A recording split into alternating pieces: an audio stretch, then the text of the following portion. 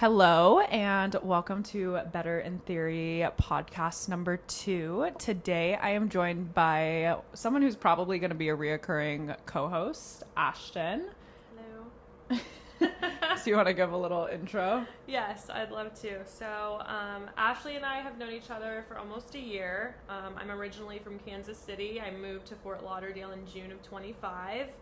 I have, had some unforeseen circumstances come up in my life and thought Florida was kind of the move. Love the weather. Also just love the idea of kind of having such a large area to kind of grow into. I've just trusted God to get me where I needed to go. I've loved it. It's had its ups and its downs, but I'm very blessed to be here and I'm excited to be here with you. Love it. So my previous episode, I spoke a lot about like the pressures of Miami and moving down to Miami. I think one thing that Ashton's really going to be able to bring, and something that she brought out in me a lot too, is the emphasis of like faith and kind of how those fall into a lot of the things, knowing that down here in Miami, it's not, there's a lot of different cultural things that are not like across the US or even across the world that run into tension, both with like how you're supposed to perceive yourself, other people, and just like modern culture. So this isn't going to be like the perfect Christian-based conversation, but kind of living in Miami and how we navigate faith-based conversations around a lot of the controversial things. Yeah, I love it. Let's get into it. I'm excited. I think we can start with the same one that I just mentioned. Like, do you think that people in South Florida are like genuinely happy, or do you think they're performative? I think that it's probably a little bit of, like you said, a split. Because I think people that come here, I heard someone say that I used to work with that physically is here and has been here their whole life, that Miami either makes you or breaks you. Mm-hmm. And some people come for the really good reasons, like we did, like we wanted to change and to change our lives. And then some people come because they expect overnight success for situations that are never going to feed good things back into their life. So I think that the people that come thinking that what they see online is always going to be an everyday occurrence and that's going to make their life that easy, that they're probably going to have the more performative aspect and they're not going to have real like hope and happiness here. Yep. But I think the people that are understanding that, like, when you make this kind of culture your life, there are certain things you have to really allow in and then cut off at a certain point. Yeah, I would say a lot of people also fall into they're willing to do anything to make it that way, which they lose themselves a lot, like trying to be extra performative or trying to be around like the content creators and famous people, which can cause a lot of issues. What kind of pressure do you feel living in South Florida to like look good, make money, be around certain people, or like even on social media, like have a certain lifestyle? Well, I will say, if I'm speaking from like Kansas City to here, it's obviously much different, and the expectation is that you have your life together and that you look a certain way and that you hang out with certain people, or you're not really important or validated in what you're doing. But I will say the pressure for me was definitely when I first moved here, because I didn't know what to expect.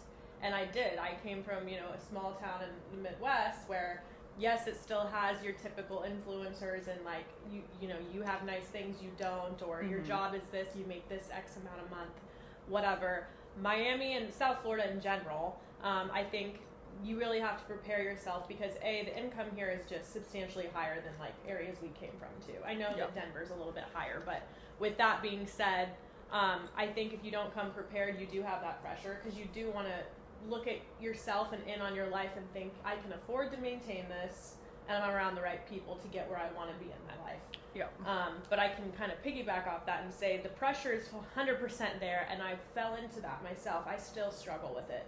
But I think the biggest thing with that is you have to come back down to reality and really remind yourself that it's not happiness to chase someone else's life. You have to want it for yourself.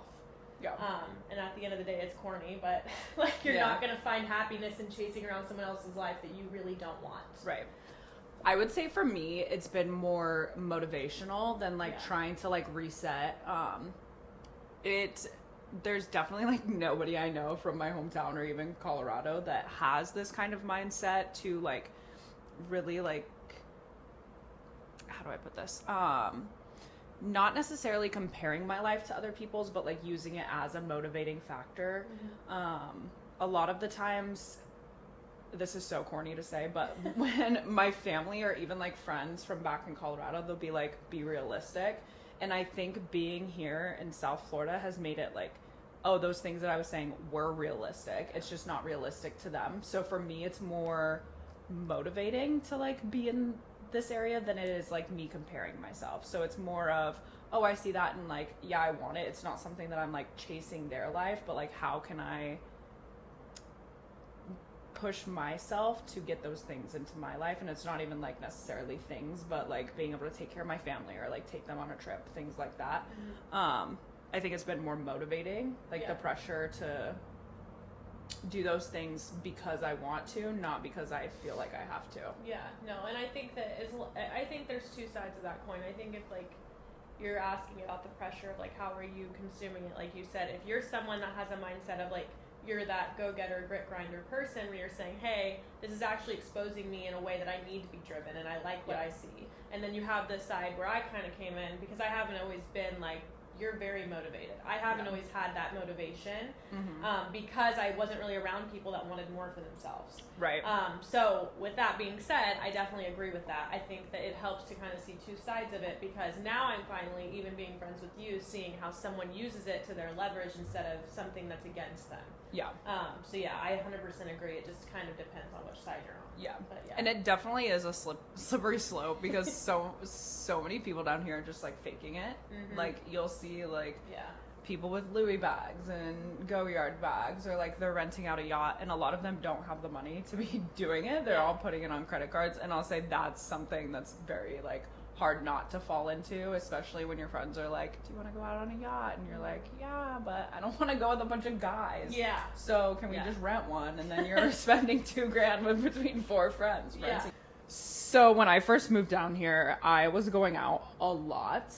And when I would go out, I would tell myself, well, at the time, it was really just to party. When I moved down here at first, I love to go out and party. I think it's definitely shifted since I moved here from going out and wanting to party to going out and wanting to network, because a lot of the times, especially down in like clubs in Miami, there's I don't know if you've watched this show. It's on Peacock. If you haven't, you should definitely watch it. But it's based in Miami. It's called MIA. I've heard of it. I haven't actually seen it though. But they said something, I was watching it last night, and they said something that was so accurate, and it was like, to make a club successful, you have to have celebrities, gangsters, pretty girls, this all sounds right. alcohol, and sex workers, which like, yeah, but anyways, the biggest thing that I go to the club to do is to network. It's not like, I don't want to sit there and drink and like party. Like I want to meet people and I want to develop connections, and it's probably not the best place. You might have an opinion on this too, because it's probably not the best place, but I have found that out here it's the easiest place. But I think that networking is important, especially in like what you're wanting to do and build for yourself. So I completely agree with that. Even myself and like the entrepreneur side that I'm trying to also do. I hate to say it, but oftentimes it is who you know. It just is. And 100%. It does also help you get skin in the game in areas that you may not have had the advantage of without. So I fully agree that networking is 100% important. And I do think, and not everyone will probably agree with me on this, coming from like the faith standpoint of it, but like, you know what you're going to do. If you're going in your heart to do something good for yourself and to really get to know people and to stick up for yourself in a way of like saying, hey, I can be who I am, but I'm not going to fall into this, like, I hate to say it, but like the trap of like kind of lingering around people for the clout, right? Yeah. You're doing it because you're wanting to learn from them. So in my opinion, I do think going out for that reason's okay. I don't think anyone, it's not like someone's going to force you to go get blackout hammered and make a fool of yourself. But I do think, kind of going down to like what we're talking about, I think there's people that do it for the right reasons and there's people that don't do it for the right reasons. Right. But unfortunately, the good thing or I should say fortunately, the good thing about where we live is that it's such a massive place with such massive opportunity that you kind of have to put yourself in vulnerable positions that you may not always love to do, and not in like, it sounds bad, but like not any bad horrible situations, but like more so in a way of like, hey, I may not always want to do this, or it may not be my lifestyle anymore. But I know where to target to fulfill what I need to do. So I agree that I think as long as you're in it for the right reasons, you know, and you're not kind of just trying to do it because everyone else is doing it. Yeah, I would say that there have been so many times that I don't want to go. Like, I don't want to go do something, or I don't want to go out to, like, network, but I work from home, so it's also so difficult. Like, I try and force myself to get out.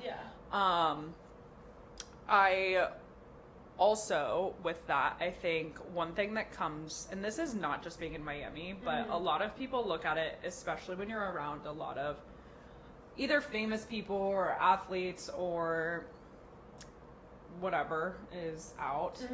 A lot of people look at it as like you're trying to take advantage of like being a female.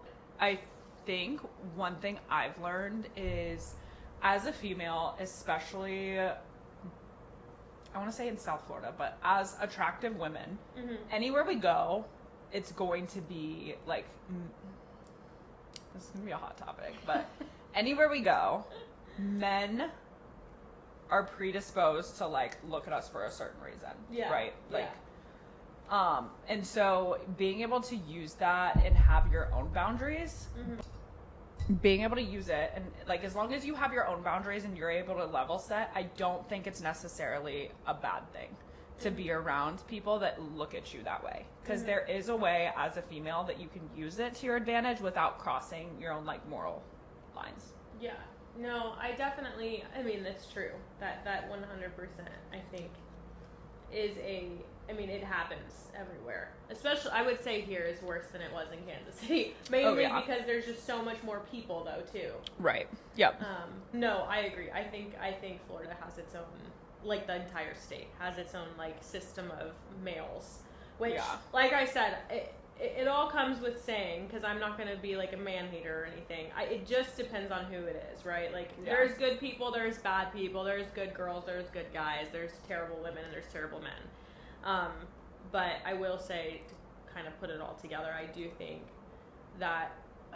Okay, so the next thing that I have on here that I think would be a really good point of discussion is, can you love God and still want success?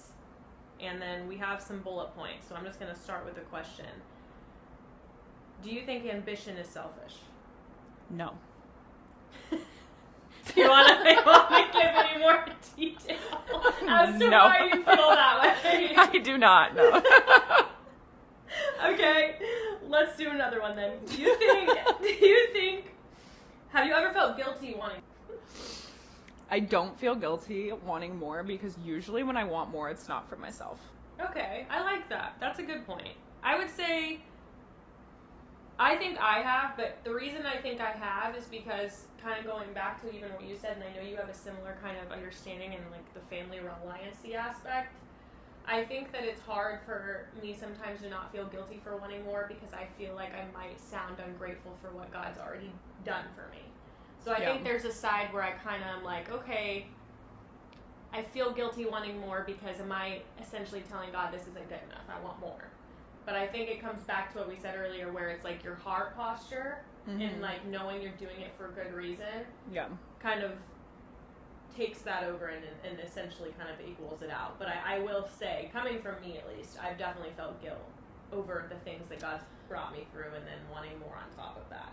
Yeah, I think there's definitely parts of that, but I don't think necessarily I want more because what I have isn't enough. Right. It's more of like, as I evolve and as I work towards XYZ, but I've never been like, I mean, I say never, but I'm sure there's been times that I've been like in bed like, wow, I really wish I had a yacht, but yeah, that's a fair point, because it doesn't really go into detail about what. So I guess that's a good point. Okay. Yeah. Okay, the next thing that is kind of bullet pointed to discuss is, can Christians sometimes romanticize struggle? What do you think about that? I think they do a lot of the times. And I don't think that it's necessarily romanticizing the struggle. I think, and this is something that a lot of people say about Christianity that I think that like the actual, how do I say this? Like, like a relationship with God is different than how I'm going to address this. But yeah, I understand.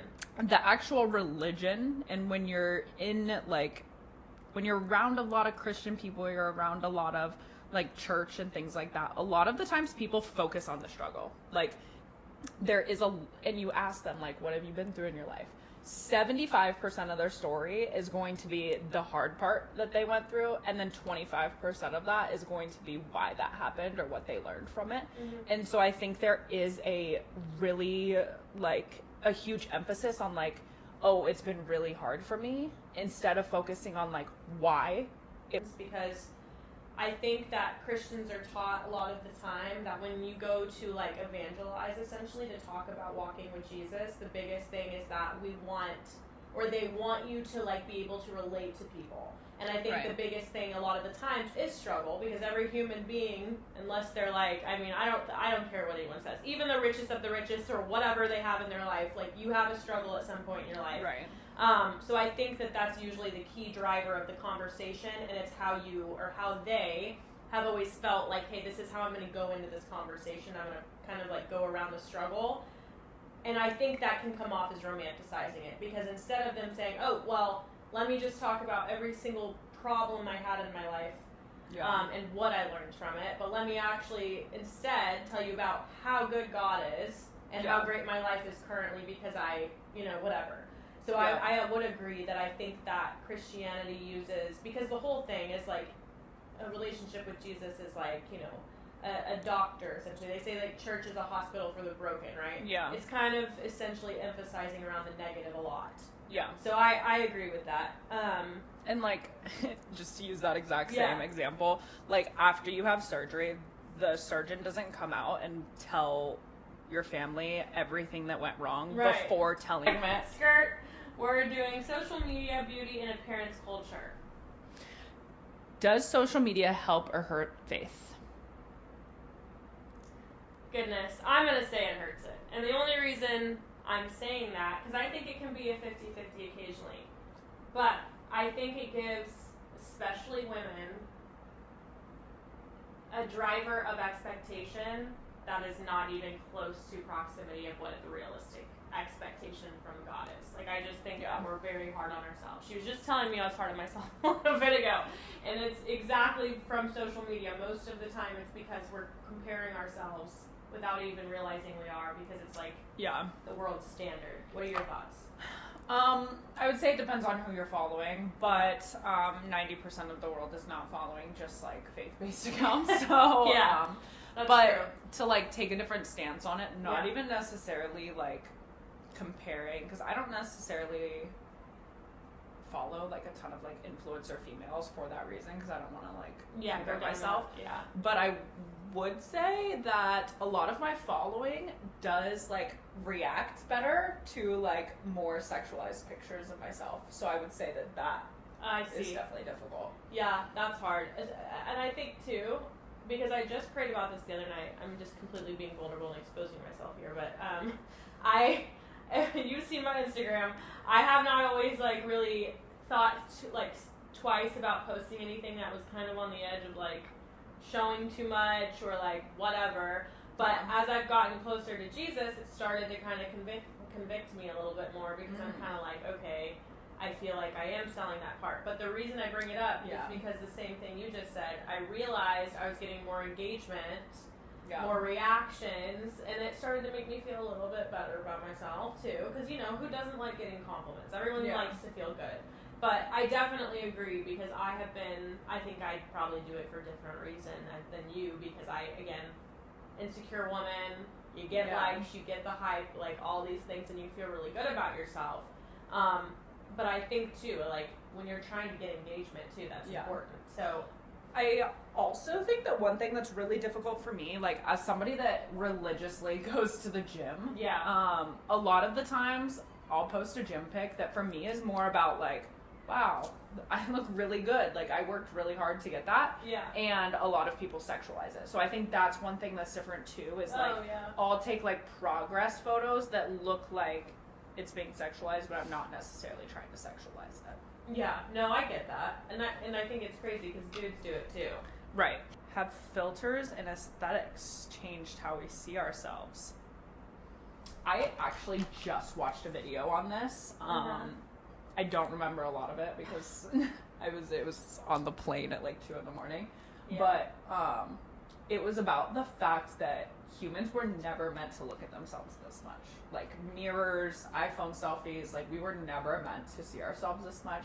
And then on top of it, we're layering on things that are not us. And like if you open Snapchat, it brings up a filter immediately. Like you don't even have to add it. Like it just automatically brings up a filter. Mm-hmm. And so I think absolutely we don't even truly know what we look like. But at the end of the day, we're not supposed to know what we look like. Yeah. Well, yeah, that's a good point. I never really thought of that. That's a really good point. I agree. I mean, obviously, like, and I sound like I'm calling like the pot calling the kettle black over here. Like I have worked, obviously, but I will say I have struggled with it, and it's one of those things too. Once you do it, if you don't upkeep it, it starts affecting your appearance in not a great way. Oh, girl, I said filters, not fillers. Oh. Dear gosh, I'm out here exposing myself. Whatever, it doesn't even. Can beauty become an idol without realizing it? Yeah, 100%.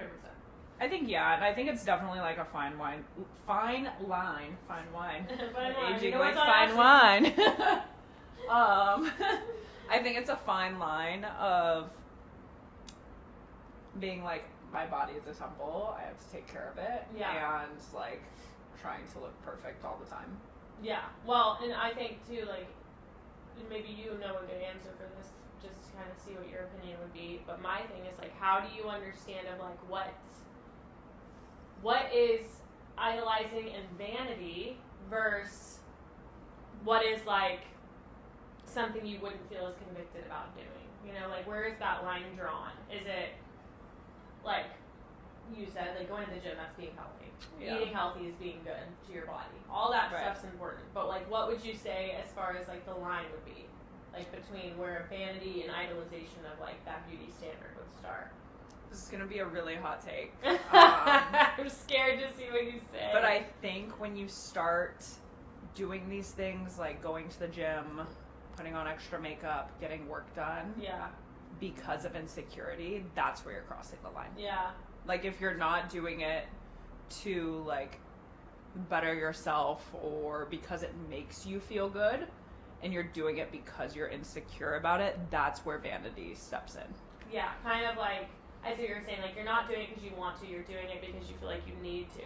Yeah. Because you feel insecure about it. Yeah. Yeah. And if you're wanting to change the way you are because of like that insecurity, I think that's the... What do you think women secretly feel pressured about? Oh gosh. There's not enough time in the day for that answer. I think there's a lot. Everything. I would say it's so much more severe down here. Oh yeah.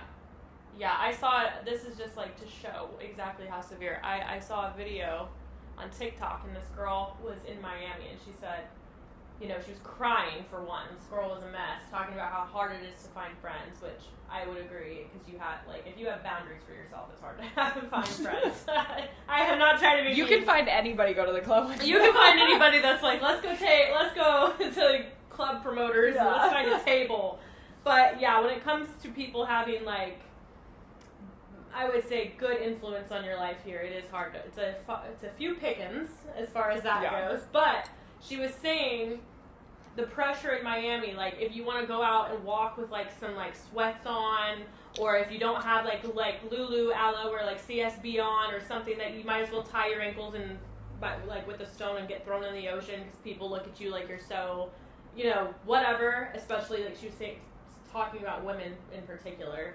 Yeah, so agreed. I do think the pressures are real down here. I will say kind of I don't care what people think. If I want to walk out with it, you should see how I walk my dog.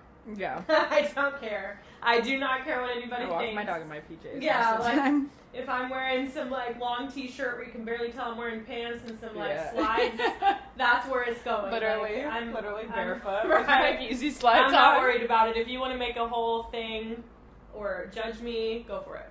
Yeah. Okay. No. Okay. Okay, so the next thing, as I said earlier and I accidentally skipped, is nightlife, relationships, and temptation. The first question to kick it off is, can you love God and still enjoy going out in nightlife? Like, actually enjoy it.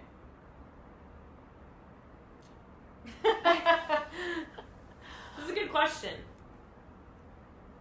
I say yes. You can still love God and go out. I mean, they drink wine. The Bible. That is I mean, true. they did drink it to like help with their stomach issues, but they did drink it. Well, and they did, like, if you think about the weddings, Jesus was there. Remember when they ran out of wine and Jesus helped them get more wine? Like, they drank to celebrate and things like that, but kind of, it's hard because this is my biggest, like, pet peeve about how we live our lives nowadays. Not even just Christians, just anyone that, like, looks in and says, oh, this is what a Christian should do, or, like, religion. Yeah. Is that they think that, like, you can find a gray area. God is not gray. You know, he's very black and white on, like, this is right and this is wrong. Yeah. And what the problem is a lot of us tend to try to find the gray areas. And I've done this, so I'm not judging anybody. But here's the thing, is it talks about drunkards in the Bible. I don't think there's anything wrong about having wine with dinner. I don't think there's anything wrong with, like, having a few drinks where you're not drunk. Yeah. It's when you surpass that level of, like, being able to know right from wrong. Yeah. And really, you know, start to submerge yourself in unfortunate drunkenness. So Yeah. I think as long as you have boundaries with yourself, and as long, like, I don't know if you've ever felt this way. She's seen me act crazy drunk. I did not even act close to the same person, but I will say I started, as I continued to fall in love with Jesus and have more respect, not even for him, but for myself, I stopped wanting to put myself in positions where I may not have the self-control yet because I hadn't learned that I shouldn't be in certain situations that I probably won't make the right decision in because I wasn't strong enough. Right. Or also kind of to say too, like, I wasn't enjoying the same atmosphere I used to like. You know, like if I like I was telling her earlier, I love going to dinners. I love like dancing sometimes or going to some fun places, but there's some places where I would go, like nightclubs and stuff, where I would just feel out of place because I'm like, I'm not enjoying this as much as I used to because I just don't find the same satisfaction in the ways that I used to. I go to the club and I'm like, dang, I really want like another shot to make myself comfortable. I usually order an Uber home. Yeah. No, that's because good. if I'm not able to like chill there and like not feel like I need another shot to enjoy myself, then there's no point being there. No, see, and it goes by person to person because you have more self-control.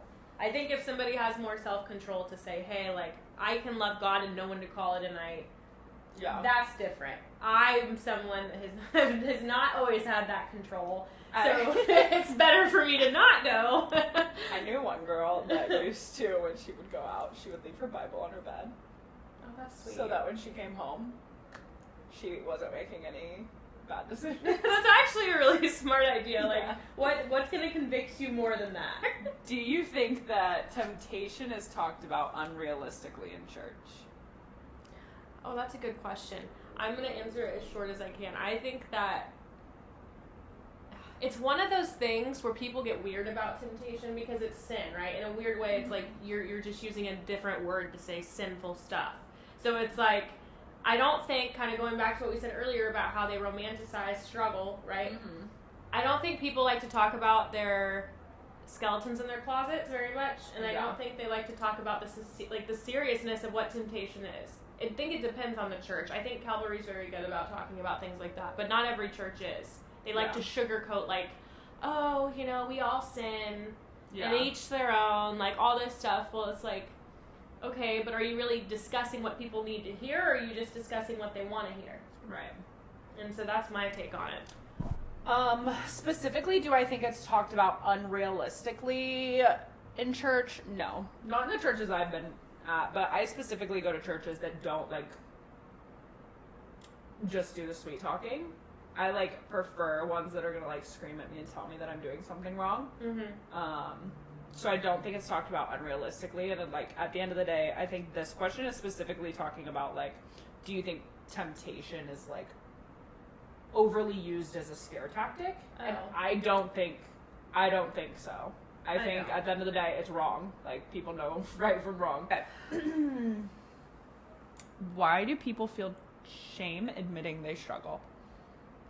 I think that's just, I think that it's because this world thinks that everyone has to give, like we were talking about, especially here, this idea that their life has no problems and that they're just kind of not perfect, but that's what they want people to think, that they, you know. And so whenever any of us are willing to admit that we have struggles with any type of temptation or sin, I mean, it's a vulnerable thing to begin with. Yeah. So I feel like, and I don't know, I mean, shame's from the devil. I mean, I'm just going to say it can make people uncomfortable, but it is. Shame and conviction are completely two separate things. Shame is like making you feel guilty over and over. Conviction is like the Holy Spirit saying, hey, you should probably like not do this again, right? Yeah. Shame is something that just makes you feel like, for example, I don't know how like you pray, but I know when I'm overwhelmed with shame, I don't feel like I can go and talk to God because I feel too ashamed of myself to talk about it. And I think it's the same way when you're talking to people and that we feel shame is because like we don't want to admit that we have all these things going on, and we definitely don't want to talk about why we struggle with them. Yeah. So I think that I really struggled with like guilt and shame a lot. Not even around like temptation, like nightlife stuff, but I just dealt with like guilt and shame a lot. And actually, you were the one that told me that shame and guilt are from the devil, and it actually changed my life. Really? Because, yeah, it really did. No. I like now it's easier for me to like let things go and like move on. Giving you a hard time. Yeah, I tell people that all the time now. No, it's because it's true. I think a lot of people think that that's normal. You're supposed to live in that, like, and you're not. When I think when you're a kid and you get in trouble for things, like they want you to like feel guilty when you're a kid, and so then like that's just kind of how the world like works. They make us like feel guilty. Like even if you get fired from a job for like making a mistake, people expect you to like feel guilty and feel shameful and not be able to talk about those things. And yeah, I think that people, it's good, okay, let me emphasize this. It's good to have the sense of guilt because then you know that you have done something you're not proud of, right? Like you're aware, but it's another to live in it. Like it's one thing to be like, okay, I messed up. And sometimes, you know, I've noticed this too. I think it's not talked about enough. Like it's not only letting God down, but it's letting yourself down or your family down or somebody that's really important to you. Yeah. And you have to remind yourself that, again, like this is not an excuse, but like you're a human being. Right. You're not going to be perfect, not a day in your life. I don't care what anybody says. And it's important that instead of finding this guilt, we find like the perseverance and the stuff that we learn from it, and we change those pieces of ourselves. Yeah. That's what comes from it, instead of shame. You know, this is so funny, but this is what just came to mind when we were talking about guilt. When I was 13. No. How old are you in 8th grade? Oh gosh, I was 12, 13. I was held back. So probably like old. Oh. I think I was like 12, but I snuck out of the house for the first time. And I literally met with like my neighbor, the one that passed away. I met up with him at like 2:30, 3 in the morning. It was during the summer before 8th grade. And we waited for the milkman to like give us chocolate milk. You had a milkman? Yeah. That's some bougie white picket fence type life. I did not have that. Country shit. You had a milkman. That's crazy. We sat outside and drank chocolate milk, and then I went back home, went to bed. Well, the next day, I felt so terrible all day. Like, all day. Oh, gosh. At 3 o'clock, before my parents got home, I called them, and I told them that I snuck out the night before. You told on yourself? I took all of them and told on Dear myself. goodness. Yeah. You But know- the worst part is I know it was guilt, not remorse, because then Yeah. I snuck out like every weekend. For You're the like, rest I'm of my actually life. not that Like, sorry. I was just yeah. sorry about that time. Well, I think they were so shocked that I called and told them that they were like, it's okay. And then legit, I got caught sneaking out. I don't even know how many times after that, but Oh, yeah, God. I don't know why that just came up. No, that's hilarious though. Have you ever felt spiritually disconnected while still outwardly living your normal life? Oh yeah. Yeah. And I think that just comes back to what we were talking about earlier. I mean, this is coming from my lukewarm stage, which I'm kind of coming out of, that I was in, that you met me in. Mm-hmm. And I think that's because I was trying to, as they talk about at Calvary, being on that fence of like half in the world, half not. Yep. And you kind of like, it's weird actually in a spiritual sense because you can't literally be both. Like you can try, but when you're trying to live a life that you're really not meant to live, and you kind of just feel funky about it, Yeah. because you can't have it both ways. Yep. You know? And if anything, that should show even more so about like how real God and Jesus are. Like if you really know them and you're really saved and you really know what it is to walk with him and he starts to change you from the inside out, like I said, you're not gonna like think the same things are fun anymore. Well, thanks for joining me today.